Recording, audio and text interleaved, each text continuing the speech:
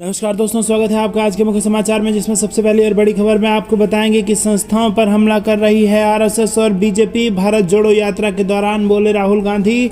दूसरी बड़ी खबर में जिक्र होगा कि राहुल गांधी ने भारत जोड़ो यात्रा की शुरुआत की। एमके स्टालिन ने प्रतीक के तौर पर दिया राष्ट्रीय ध्वज। तीसरी बड़ी खबर में जिक्र होगा कि सत्ता के लिए थी भाजपा की रथ यात्रा, लेकिन सत्य के लिए है कांग्रेस की भारत जोड़ो यात्रा। कन्हैया कुमार ने किया हमला। चौथी बड़ी खबर में जिक्र होगा कि मैं डरने वाला नहीं हूं। आम आदमी पार्टी सांसद संजय सिंह ने फाड़ डाला एलजी का मानहानि नोटिस। और इसी के साथ पांचवी बड़ी खबर में जिक्र होगा कि सहारनपुर में महापंचायत में पहुंचे राकेश टिकैत। किसानों से कहा आंदोलन के लिए रहें तैयार। दोस्तों, और एक खबर की गहराई में आपको ले जाएंगे, लेकिन उससे पहले वीडियो को कीजिए लाइक और लाल बटन को दबा के चैनल को सब्सक्राइब कीजिए और घंटी बजाकर कमेंट में लिखे जय हिंद। दरअसल दोस्तों, भारत जोड़ो यात्रा के दौरान राहुल गांधी का बड़ा बयान। कहा संस्थाओं पर हमला कर रही है आरएसएस और बीजेपी। जी हां दोस्तों, कांग्रेस ने बुधवार को राहुल गांधी को राष्ट्रीय ध्वज सौंपे जाने के साथ ही अपनी राष्ट्रव्यापी भारत जोड़ो यात्रा की शुरुआत की। और इस मौके पर राहुल गांधी ने बीजेपी और केंद्र सरकार पर जमकर निशाना साधा। राहुल गांधी ने भारत जोड़ो यात्रा के दौरान कहा कि आरएसएस और बीजेपी संस्थाओं पर हमला कर रही है। राहुल गांधी ने इस यात्रा की शुरुआत से पहले अपने पिता स्वर्गीय राजीव गांधी की समाधि पर पहुंचकर वहां पर फूल अर्पण किया। और इस यात्रा से कांग्रेस, बीजेपी और केंद्र सरकार के खिलाफ आम जनता में माहौल बनाना चाहती है। कांग्रेस कन्याकुमारी से कश्मीर तक किए जाने वाले इस मार्च में बेरोजगारी, महंगाई और भ्रष्टाचार जैसे मुद्दों को उठाने वाली है। राहुल गांधी ने भारत जोड़ो यात्रा को लेकर कहा था कि ये एक तपस्या की तरह है, क्योंकि वो चाहते हैं कि इस यात्रा से लोग एकजुट हों। दोस्तों, कांग्रेस की 3500 किलोमीटर से ज्यादा की इस मार्च को कांग्रेस ने शुरू कर दिया है और ये मार्च सबसे बड़ा मार्च होने वाला है। राजस्थान के मुख्यमंत्री अशोक गहलोत भी इस यात्रा को लेकर कन्याकुमारी पहुंचे और कांग्रेस इस यात्रा को पार्टी का सबसे बड़ा जनसंपर्क यात्रा के तौर पर देख रही है। रुक करते हैं अगली बड़ी खबर की तरफ। राहुल गांधी ने भारत जोड़ो यात्रा की शुरुआत की तो एमके स्टालिन ने प्रतीक के तौर पर दिया ध्वज। जी हां दोस्तों, राहुल गांधी ने पार्टी के अन्य नेताओं और कार्यकर्ताओं के साथ तमिलनाडु के कन्याकुमारी में रैली शुरू की। 3570 किलोमीटर लंबी यात्रा से पहले राहुल गांधी ने कन्याकुमारी में स्थित स्वामी विवेकानंद स्मारक का दौरा भी किया। रुक करते हैं अगली बड़ी खबर की तरफ। सत्ता के लिए थी भाजपा की रथ यात्रा, वहीं सत्य के लिए है कांग्रेस की भारत जोड़ो यात्रा। जी हां दोस्तों, कन्हैया कुमार ने भारत जोड़ो यात्रा के शुरू होने के बाद ये बड़ा बयान दिया है।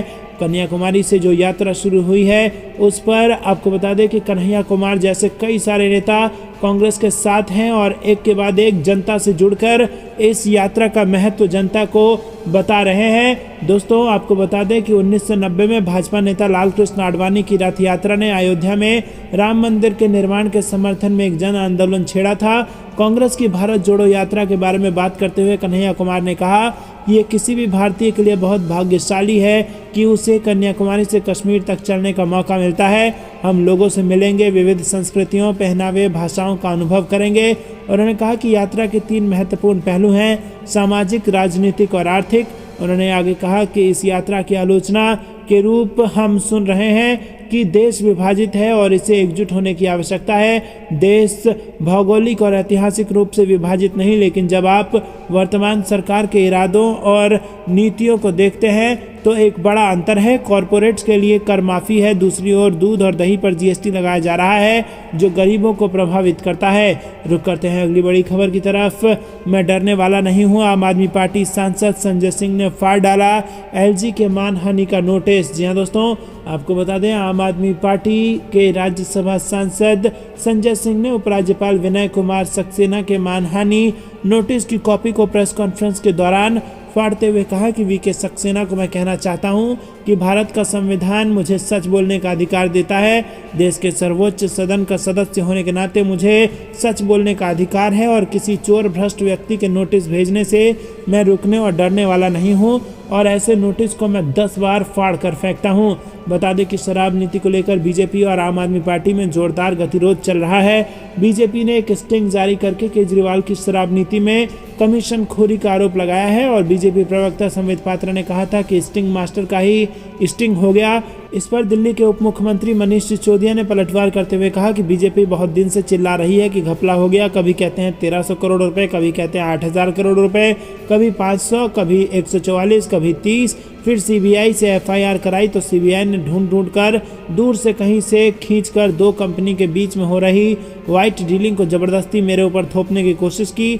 संबित पात्रा ने कहा कि दिल्ली की केजरीवाल सरकार की शराब नीति सबसे बड़ा घोटाला है। उन्होंने आरोप लगाया कि शराब नीति में कमीशन खोरी हुई है।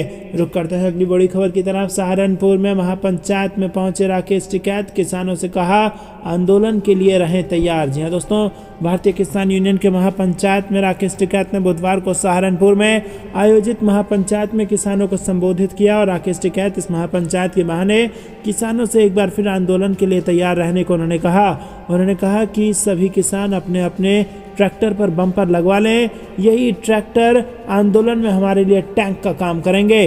दोस्तों रुक करते हैं अगली बड़ी खबर की तरफ। पीएम मोदी के खिलाफ आम चुनाव 2024 में कौन होगा विपक्ष का चेहरा, नीतीश कुमार ने दिया ये बड़ा जवाब। जी हाँ दोस्तों, आम चुनाव 2024 से पहले विपक्ष को एकजुट करने के मिशन के अंतर्गत बिहार के मुख्यमंत्री नीतीश कुमार ने बुधवार को राष्ट्रवादी कांग्रेस पार्टी प्रमुख शरद पवार से मुलाकात की और पिछले महीने बीजेपी से रिश्ता तोड़ने के बाद जनता दल यूनाइटेड के प्रमुख नीतीश कुमार सोमवार से 4 दिवसीय दिल्ली यात्रा पर हैं और इस दौरान विपक्ष के कई नेताओं से उन्होंने भेंट की है। कांग्रेस के पूर्व अध्यक्ष राहुल गांधी, जेडीएस के एचडी कुमारस्वामी के अलावा माकपा महासचिव सीताराम येचुरी, सीपीआई के डी राजा, इंडियन नेशनल लोकदल के ओम प्रकाश चौटाला और सपा अध्यक्ष अखिलेश यादव से भी नीतीश कुमार मिले हैं और विपक्ष के नेताओं के अलावा राष्ट्रपति द्रौपदी मुर्मू और उपराष्ट्रपति जगदीप धनखड़ से भी बिहार के मुख्यमंत्री ने सौजन्य भेंट की है।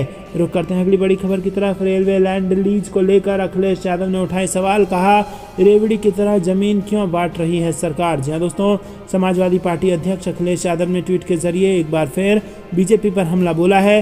अखिलेश यादव ने ट्वीट कर लिखा कि कैबिनेट ने रेलवे की भूमि नीति में संशोधन को मंजूरी देते हुए रेलवे की भूमि को लीज पर देने की अवधि 5 साल से बढ़ाकर 35 साल कर दी है, जिसका सीधा लाभ केवल बड़े उद्योगपतियों को ही मिलेगा। इनमें कौन सा जनहित है, सरकार रेलवे की जमीन को रेवड़ी की तरह क्यों बांट रही है।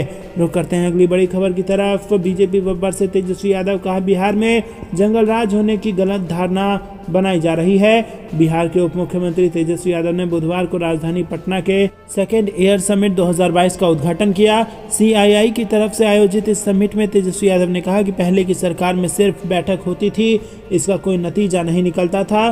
बिहार में जनसंख्या अधिक है, ये सब जानते हैं। यहाँ अगर संसाधन दिया जाए, बिजली दी जाए तो फिर यहाँ निवेशकों को भी फायदा होगा, वो जो बनाएंगे उसे यहीं पर खपा सकते हैं। उन्होंने कहा कि बिहार में सोच बदलने की ज़रूरत है, सोच बदलते ही राज्य में निवेशक आएंगे। रुक करते हैं अगली बड़ी खबर की तरफ। बीजेपी के लिए खतरे की घंटी, कौन बनेगा गुजरात का नया सिकंदर। जी हाँ दोस्तों, गुजरात में सीएम की कुर्सी के लिए शाह और मात का खेल शुरू हो गया है। तमाम पार्टियों ने अपनी अपनी बिसात बिछानी शुरू कर दी है और चुनावी रण के लिए दांव पेच आजमाए जा रहे हैं। ऐसे में सवाल उठता है कि क्या विपक्ष गुजरात में बीजेपी को कुर्सी से उतार पाएगा। आपको क्या कुछ लगता है कमेंट में ज़रूर बताइए, लेकिन जाने से पहले वीडियो को लाइक और लाल बटन को दबा के चैनल को सब्सक्राइब करके घंटी बजाकर कमेंट में लिखिए जय हिंद। अभी के लिए इतना।